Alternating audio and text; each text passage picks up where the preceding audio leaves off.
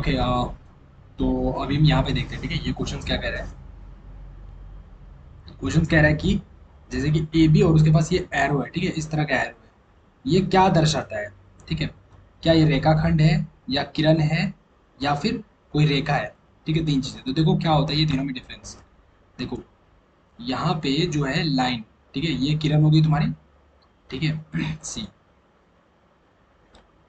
रेखाखंड कैसी होती है? देखो रेखाखंड लाइन जो होती है, पहली चीज मैं अगर बता दूं, जैसे कि लाइन यहाँ पे देखो ऐसी होती है कि यहाँ पे है ऐसे और ऐसे।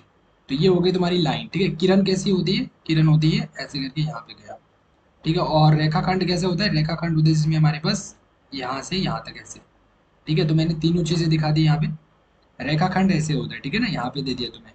किरण होती है जिसमें एक एरो होता है, ठीक है, और रेखा होगा जिसमें हमारे पास दो होती है, दो एरो। ठीक है, इधर भी एक एरो, इधर भी एक एरो। ठीक है ना, तो अगर एग्जाम में कभी मान के चलो ये वाला पूछ दिया, ठीक है, ये दे दिया, बोलेगा ये क्या है, जैसे यहाँ पे क्या करेगा वो ऐसे लिखेगा। ठीक है, यहाँ पे ये ए बी ही लिखेगा। ठीक है, ए बी लिखेगा, लेकिन यहाँ पे ऐसे करके ये इधर भी एरो और इधर भी एरो डाल देगा। तो ये किसको दर्शाता है? ये रेखा को दर्शाता है। ठीक है ना, यहाँ पे याद रखना रेखा को। ठीक है, किरण को जैसे यहाँ पे देखो सिर्फ एक एरो, राइट, तो किसको दर्शा रहा है? किरण को दर्शा रहा है। ठीक है, और लाइन सेगमेंट जैसे ए बी दे देगा और यहाँ पे ऐसे करके ये और ये, या फिर सिर्फ ए बी लिख करके और सिर्फ ऐसे दे देगा, तो ये किसको दर्शाएगा? रेखाखंड को। ठीक है ना, चलो अब हम देखते हैं नेक्स्ट क्वेश्चन। नेक्स्ट क्वेश्चन क्या कह रहा है कि 28 सेंटीमीटर त्रिज्या, ओके, सेंटीमीटर त्रिज्या और केंद्रीय कोण 45 डिग्री वाले एक वृत्त के त्रिज्याखंड का क्षेत्रफल क्या होगा? ओके, तो वृत्त के त्रिज्याखंड का क्षेत्रफल का एक फॉर्मूला होता है, यहाँ पे देखो। वृत्त के त्रिज्याखंड क्षेत्रफल का फॉर्मूला है theta upon 360 into pi r square. क्या होता है फॉर्मूला? वृत्त के त्रिज्याखंड, देखो यहाँ पे ये लिख लो, वृत्त के त्रिज्याखंड का क्षेत्रफल, इसका क्षेत्रफल का जो फॉर्मूला होता है वो क्या होता है? वो होता है theta upon 360 degree and multiply pi r square. ठीक है, तो यहाँ पे हम सब वैल्यूज रखेंगे।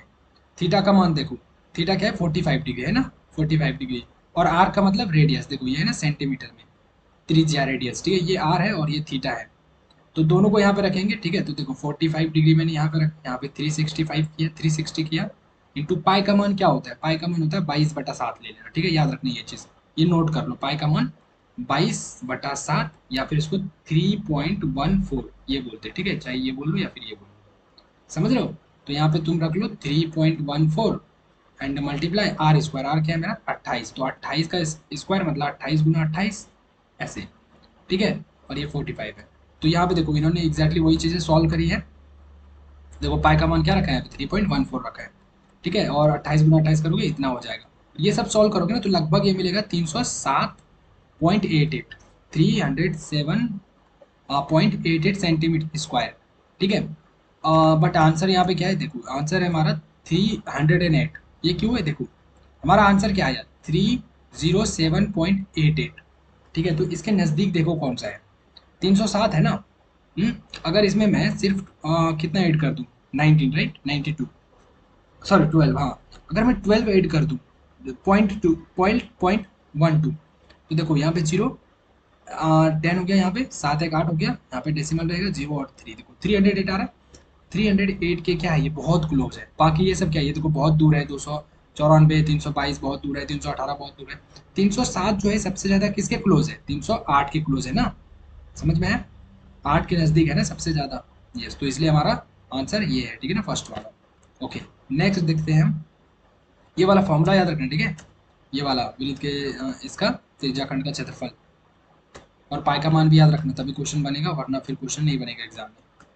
अब देखते हैं ये वाला। देखो एक आयत की लंबाई और चौड़ाई क्रमशः, तो देखो यहाँ पे क्रमशः लिखा है। क्रमशः का मतलब होता है पहले इसने क्या लिखा है? लंबाई, तो लंबाई ये वाली होगी पहले, देखो पहला वैल्यू। ठीक है ना, याद रखना। फिर बाद में इसने यहाँ पे चौड़ाई लिखा है, तो चौड़ाई होगी ये वाली वैल्यू। ठीक है, बाद वाली वैल्यू, समझ रहे हो? यस, तो इसका क्षेत्रफल क्या होगा? किसका क्षेत्रफल? एक आयत की। ठीक है, तो आयत का क्षेत्रफल का फॉर्मूला क्या होता है? देखो कोई भी अगर आयत दी हुई तो ये फॉर्मूला याद रखना है। आयत की क्षेत्रफल क्या होता है? लंबाई गुना चौड़ाई। ठीक है, तो लंबाई क्या है हमारा? 15, चौड़ाई है 10, तो इनको मल्टीप्लाई करो 150, खत्म। कितनी है? 150।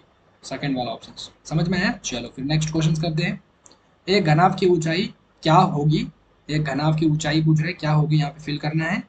जिसका आयतन दिया हुआ है इतना और क्षेत्रफल इतना दिया है। आयतन मतलब वॉल्यूम v इक्वल टू इतना दिया है, और क्षेत्रफल मतलब क्षेत्र मतलब एरिया, एरिया हमारा 25 सेंटीमीटर स्क्वायर दिया है, ठीक है। तो ऊंचाई क्या होगी, तो इसका भी एक फॉर्मूला हम डायरेक्ट जानते हैं, ये वाले फॉर्मूला देख लेना।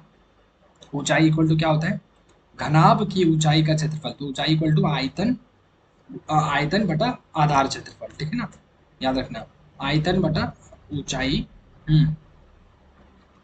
ऊंचाई इक्वल टू क्या हो जाएगा, आयतन, आयतन मतलब वही वॉल्यूम बटा आधार क्षेत्रफल, राइट। Okay nice. तो वॉल्यूम क्या है हमारा 275 डिवाइडेड बाई क्षेत्रफल कितना है 25, है ना। तो देखो यहाँ पे वही चीज़ किया है इन्होंने, इसको रखा और डिवाइड करोगे ना तो 11 से कट जाएगा पूरा पूरा, तो हमारा आंसर क्या होगा, इसको जब डिवाइड करोगे 25 है, तो 25 से कहाँ 25 कैसे करते हैं, 2 से 275 है ना, 275 इसको डिवाइड करो 25 से, तो देखो यहाँ पे 27 है, तो 25 से कहाँ 25 पहले कटा देते हैं यहाँ पे, तो यहाँ पे 2 आ गया और यहाँ पे खत्म, यहाँ पे 5 नीचे आएगा 25 हो जाएगा, 25 से कहाँ 25, देखो हो गया। तो 11 आ गया, तो करेक्ट आंसर कहाँ है, हमारी करेक्ट आंसर हो जाएगी बी वाली, ठीक है ना यहाँ पे। चलो सही है, फिर नेक्स्ट करते हैं। यदि एक वृत्त की परिधि और त्रिज्या के बीच का अंतर, ये परिधि है और एक त्रिज्या है, इसके बीच का अंतर कितना है 30 सेंटीमीटर, तो क्षेत्रफल क्या होगा, ओके। इसका भी डायरेक्ट फॉर्मूला है, देखो वृत्त की परिधि और त्रिज्या का अंतर, ठीक है ना। जैसे अगर मैं तुम्हें बोलूंगा ए और बी का अंतर, तो क्या होगा ए माइनस बी इक्वल टू, मैं बोलूंगा ए और बी का अंतर 10 है, तो ए माइनस बी इक्वल टू 10 लिखोगे। मैं बोलूंगा एक्स और वाई का अंतर 20 है, तो क्या करोगे x minus y equal to 20 करोगे, ठीक है। ऐसे जब भी अंतर होता है, अंतर मतलब माइनस डिफरेंस, तो देखो वृत्त की परिधि, परिधि का फॉर्मूला क्या होता है 2 पाई आर, याद रखना वृत्त की परिधि क्या होता है 2 पाई आर, ये देखो वृत्त की परिधि 2 पाई आर, याद रखना परिधि का सूत्र, ये किसकी वृत्त की परिधि, ठीक है, वृत्त की परिधि, क्योंकि यहाँ पे वृत्त की बात हो रही है, वृत्त का क्षेत्रफल, तो वृत्त की परिधि होती है 2 पाई आर। और त्रिज्या, त्रिज्या मतलब कोई वृत्त है ना, वृत्त मतलब ऐसे सर्कल, तो इसका त्रिज्या होता है ना आर, ठीक है, समझ रहे हो, यस।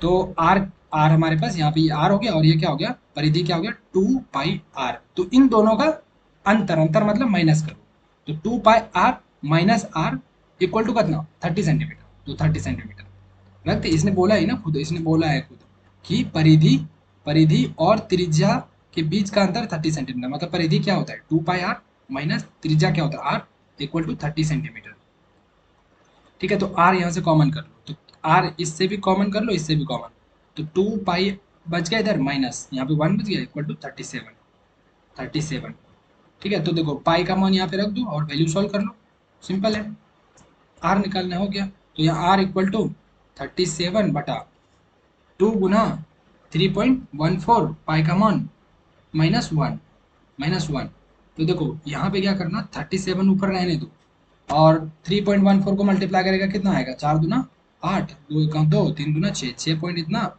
-1, तो कितना बनेगा ये 5.21 बन जाएगा, नहीं नहीं, इसको ऐसे मैनेज करते हैं, देखो 6.28 और यहाँ पे हम 1 करेंगे माइनस, ठीक है, हाँ चलो, तो माइनस करेंगे 8 माइनस 0 8, 2 माइनस 0 2, यहाँ पे दशमलव रख दो, 6 माइनस 1 5.28, तो यहाँ पे क्या करेंगे हम 37/5.28 करेंगे। अब देखो, अब इसमें ये 5 वाला टेबल देखना, 5 वाला टेबल, 5 12 जो पारा होता है, 5 7 35, 5 8 40, तो 8 बार में करेंगे तो ज़्यादा हो जाएगा, तो 7 7 बार में ही कटाएंगे, तो देखो आंसर में तुम देखना, हाँ यहाँ पे क्या है, 1 मिनट जस्ट सेकेंड, ओके पाई 2, ओके हाँ यहाँ पे इसको क्या, तो 7 लगभग 7 आंसर आ रहा है, ये आर हो गया, ठीक है। अच्छा मुझे जो क्षेत्रफल निकालने के लिए बोला है ना, मुझे इन्होंने तो त्रिज्या नहीं बोला ना निकालने के लिए, ये तो त्रिज्या निकल गया, लगभग कितना आ जाएगा, इसको जब सॉल्व करेंगे लगभग 7 आ जाएगा, 5 7 35, तो लगभग 7 आ जाएगा, ठीक है लगभग, तो 7 आ गया हमारा त्रिज्या, ये क्या हो गया आर हो गया, लेकिन मुझे क्या निकालना है, मुझे तो क्षेत्रफल निकालनी है, तो क्षेत्रफल का फॉर्मूला क्या था वृत्त का क्षेत्रफल, ये फॉर्मूला लिखना, ठीक है, वृत्त का क्षेत्रफल होता है पाई आर स्क्वायर, ये फॉर्मूला लिख लेना, ठीक है, ये एक फॉर्मूला, वृत्त का क्षेत्रफल यहाँ पे लिख लो, वृत्त का क्षेत्रफल और वृत्त की परिधि 2 पाई आर, ठीक है ये वाली, तो फॉर्मूला हमारा ये है।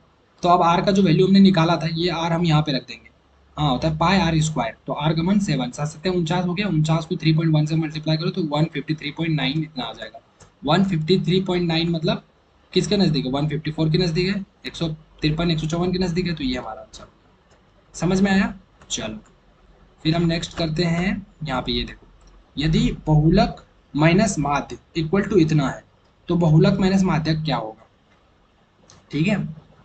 हाँ, तो देखो क्या होता है, फॉर्मूला एक होता है कि ये फॉर्मूला याद रख लेना, ठीक है। अगेन फिर से ये वाली बहुत इंपॉर्टेंट फॉर्मूला।